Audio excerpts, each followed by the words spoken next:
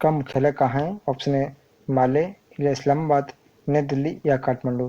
तो सार्क का जो मुख्यालय है वह काठमांडू में स्थित है। अगला क्वेश्चन है कि IMF और विश्व बैंक के मुख्यालय स्थित हैं। ऑप्शन है Geneva, Montreal, Geneva, Vienna, New York, Geneva या वाशिंगटन DC। तो IMF और विश्व बैंक दोनों का मुख्यालय वाशिंगटन DC में स्थित है। नेक्स्ट क्वेश्चन है कि क्रय शक्ति समता सिद्धांत का प्रतिपादन किसने किया? तो इसके प्रतिपादक जो थे वे थे G. कैसल। नेक्स्ट क्वेश्चन है कि विश्व बैंक को इस नाम से भी जानते हैं। तो वर्ल्ड बैंक को किस नाम से भी जानते हैं? ऑप्शन है अंतर्राष्ट्रीय विकास एजेंसी, अंतर्राष्ट्रीय मुद्रा कोष, अंतर्राष्ट्रीय पुनर्निर्माण विकास बैंक या उपयुक्त में से कोई नहीं। तो विश्व बैंक को अंतर्राष्ट्रीय पुनर्निर्माण तथा विकास बैंक के नाम से भी जाना जाता है। अगला क्वेश्चन है कि प्रशुल्क क्या है? तो प्रशुल्क जो होता है एक कर है, सहायता है, अनुदान है या एक सिद्धांत है।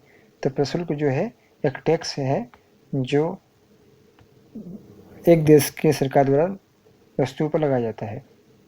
नेक्स्ट क्वेश्चन की विशेष आहरण अधिकार SDR IMF की मुद्रा है, यह किसके रूप में होती है? कागजी मुद्रा के रूप में, सोना के रूप में, चांदी व सोना के रूप में या बही खाता की प्रविष्टि के रूप में।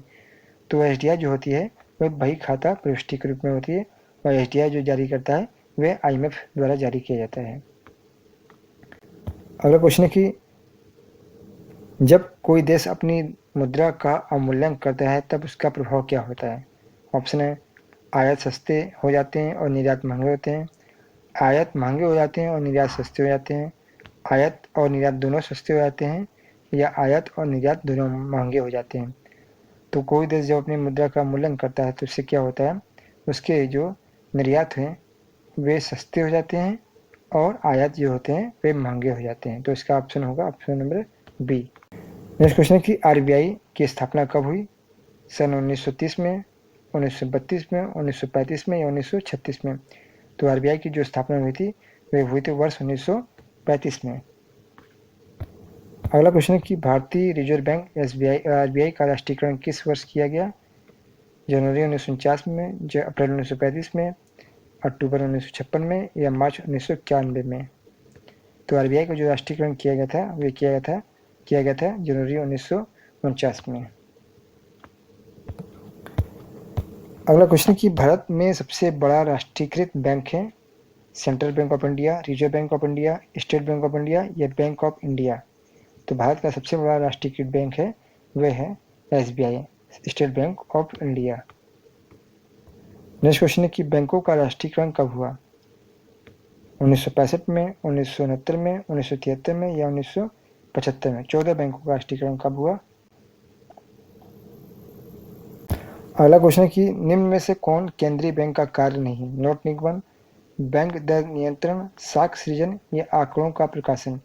तो RBI जो होती है वे नोट का निगमन करता है, बैंक दर नियंत्रण करता है और आंकड़ों का प्रकाशन करता है, जबकि साख सृजन का जो कार्य है वे व्यापारिक बैंक करते हैं, जैसे SBI हो गया, बैंक ऑफ बड़ौदा हो गया। इस प्रकार के बैंक साख सृजन का निर्माण करते हैं। अगला क्वेश्चन है कि मुद्रास्फीति और बेरोजगारी के बीच व्युत्क्रम संबंध प्रतिलोम संबंध कहलाता है। मुद्रास्फीति अंतराल, गुणक, क्लिप्स वर्ग या उत्पादन संभावना वक्र। तो मुद्रास्फीति और बेरोजगारी के बीच जो व्युत्क्रम संबंध या प्रतिलोम संबंध जो कहलाता है वह है फिलिप्स वर्ग।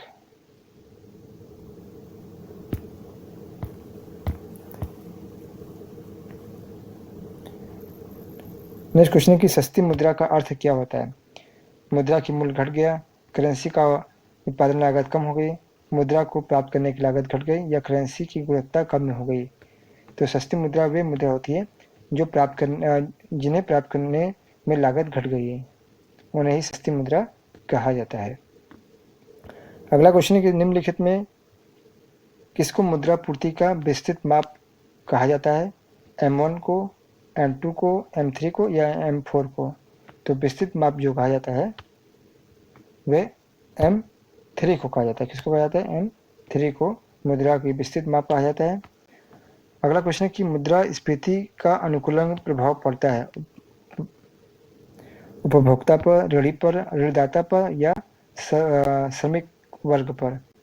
तो मुद्रास्फीति का जो अनुकूल प्रभाव पड़ता है वे ऋणी पर पड़ता है, किस पर पड़ता है, जबकि प्रतिकूल प्रभाव जो पड़ता है उपभोक्ता पर पड़ता है, ऋणदाता पर पड़ता है और श्रमिक वर्ग पर।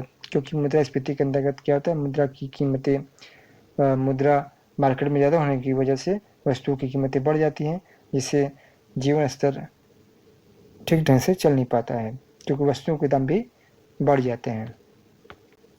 नेक्स्ट क्वेश्चन है कि मुद्रास्फीति से किसे लाभ होता है, बचतकर्ता को, ऋणदाता को, ऋणी को या पेंशनधारी को। वे ऋणी को मिलता है, किसको मिलता है, ऋणी को। विषम नियम संबंधित है मुद्रा की पूर्ति से, मुद्रा व मूल्य से, वास्तविक निगत से या रोजगार से।